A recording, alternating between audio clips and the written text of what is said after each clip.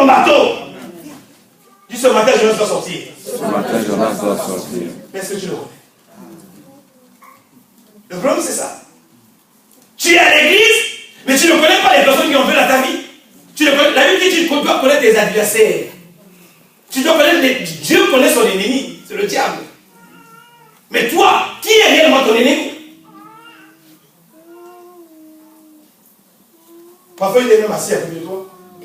Tu ne sais pas. Une église au Ghana, le pasteur voulait l'onction, comme tous les pasteurs d'aujourd'hui. Il est allé voir un marabout. Il a dit au marabout, marabout, je veux que lorsque les gens viennent à l'église, quand je commence à chanter, commence à tomber. Le marabout a dit, il n'y a pas de problème. Prends cet agneau, tu l'enterres seulement à l'église. Le nombre d'asticots qui aura dans le qui vont sortir de la terre, ça serait le nombre de fidèles. Parfois, les fidèles que vous voyez à l'église, ce ne sont pas des fidèles, c'est des asticots.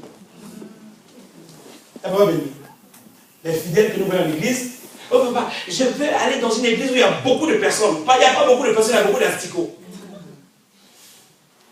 Et ce qu'il avait fait comme bêtise, il avait oublié qu'il faut payer le marabout. Parce que le marabout a dit, va essayer, si ça marche, tu viens payer. Alors l'onction des asticots a fait que tous les jours c'était Akumbamba. Et il a oublié qu'il faut payer le marabout. Le marabout est allé à la police, il a appelé 2 policiers, il dit, accompagne-moi, je vais prendre ce qui est à moi. Il est allé voir les policiers, il a dit, accompagnez-moi, je vais aller chercher ce qui est à moi. Alors ils sont venus à l'église, c'était comme un dimanche comme ça.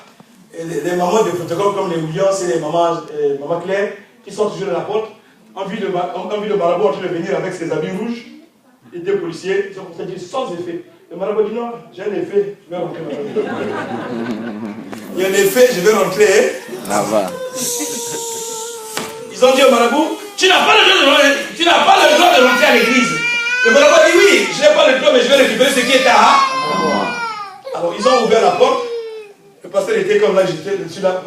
Le truc était carrément au milieu. Le marabout a dit aux policiers, c'est ici. Les policiers ont crisé. Il a récupéré ce qui était à. Au lieu de faire ça, si on cherche à savoir qui est Jonas, on va le chasser, on vivra la vie que Dieu a prévue pour nous. Quand Jérémie a eu la révélation sur sa vie, la prophétie que Dieu lui avait donnée, c'est accompli ou pas? Au lieu d'aller voir qui que ce soit, cherche à savoir qui est réellement le Jonas de ta vie.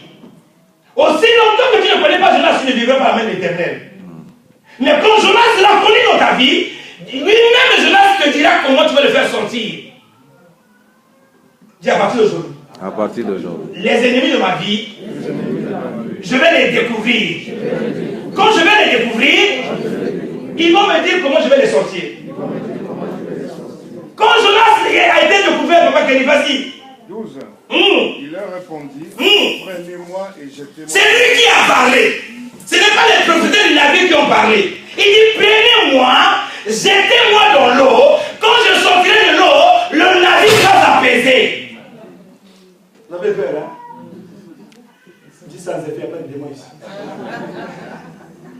C'est l'écho du micro. Ils ont dit, prenez-moi, jetez-moi dans. Quand on avait jeté Jonas dans la mer, le vent s'est calmé ou pas? Pour que tu vives la Pâque que Dieu a prévue pour ta vie, tu dois connaître le Jonas et tu dois le jeter hors de toi. Quand tu le jetteras hors de toi, les combats que tu es en train de vivre tous les jours vont s'apaiser. Les problèmes que tu es en train de vivre vont s'arrêter. Et le nom de l'Éternel sera glorifié dans ta vie. Dis cette année, Jonas sera découvert. Qui a envie de voir son Jonas cette année? Il a tout fait dans ta vie. Il ne veut pas ta stabilité. Il ne veut pas ton bonheur. Même le chéri qui t'avait aimé à Kinshasa, depuis que vous êtes enfant, il ne veut même plus te regarder. Il ne veut même plus te regarder. Un jour, je suis allé dans une maison. Généralement, c'est les femmes qui nous invitent beaucoup. Hein? Vous savez, quand tu vas dans une maison qui est bénie, où tu sais que Dieu est réellement assis, tu vas le savoir. Quand on a sonné à la porte, la femme dit, hé, papa, vous êtes qui? Vous êtes venu? Tu entends ce qu'on a dans la maison là? Vous avec vos pasteurs, vous avec vos pasteurs, j'ai dit, maman, donc toute la prédication qu'on va faire à l'église, tu ne l'amènes pas à la maison. Il dit, papa, il y a un problème ici. Il n'y a jamais l'harmonie. Il n'y a jamais la paix. J'ai dit, mais ce que j'enseigne d'abord, pourquoi je ne le mets pas en pratique? Il dit, papa, j'ai essayé tous les enseignements, ça n'a pas marché. Je dis, mais cherche à savoir qui est le Jonas. Or, le Jonas de ce couple-là, c'était la belle-mère. La belle-mère était le mari de nuit de son fils. Et la belle-mère n'avait jamais voulu qu'il y ait l'harmonie entre les airs. Le jour que la belle-mère a été découverte, nous avions chassé Jonas et papa a parlé. On priait sur le mari. On entend la voix d'une femme. C'est mon propre fils, pourquoi je vais sortir? J'ai dit, Jonas, sors! Libère ce couple dans le nom de Jésus. Quand Jonas est sorti, ils étaient toujours ensemble maintenant, collés. Il dit, hé, aussi longtemps que Jonas n'est pas découvert, il n'y aura jamais de collés. Maman, même si tu chasses les démons, aussi longtemps que Jonas n'est pas connu, il n'y aura jamais la. Ne divorce pas. Le problème c'est Jonas. Il y a Jonas qui est dans votre ménage. Il ne veut jamais l'harmonie.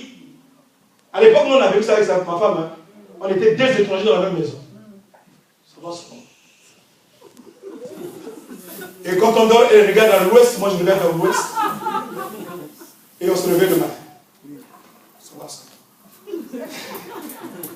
Et j'ai dit, ça c'est pas le ménage. Il faut que ça change. Alors comme les femmes, la faute c'est toujours le mari. Hein. C'est toi qui es l'auteur. Je dis, moi j'accepte. On va chercher à savoir qui est la source. Quand on a prié, Dieu nous a montré le Jonas. Vrai ou faux?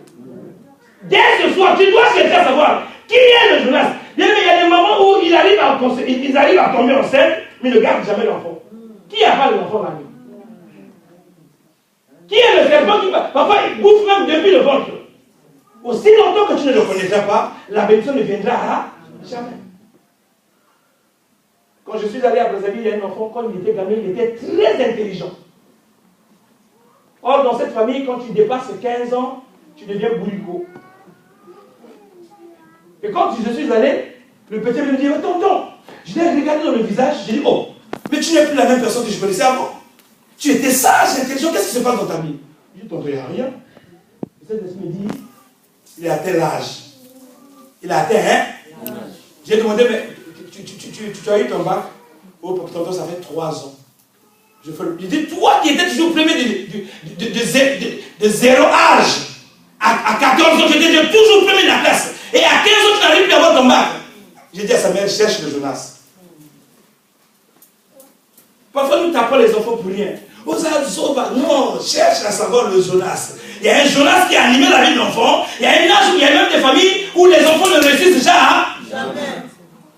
Mais cherche à savoir pourquoi les enfants ne réussissent pas. Qui est le Jonas qui amène la mort dans la vie des enfants? La Bible dit que Dieu a créé l'homme bon. Et là, un enfant doit être intelligent, un enfant doit réussir dans sa vie. Mais toi, chez toi, il n'y a que des fumeurs de chambre.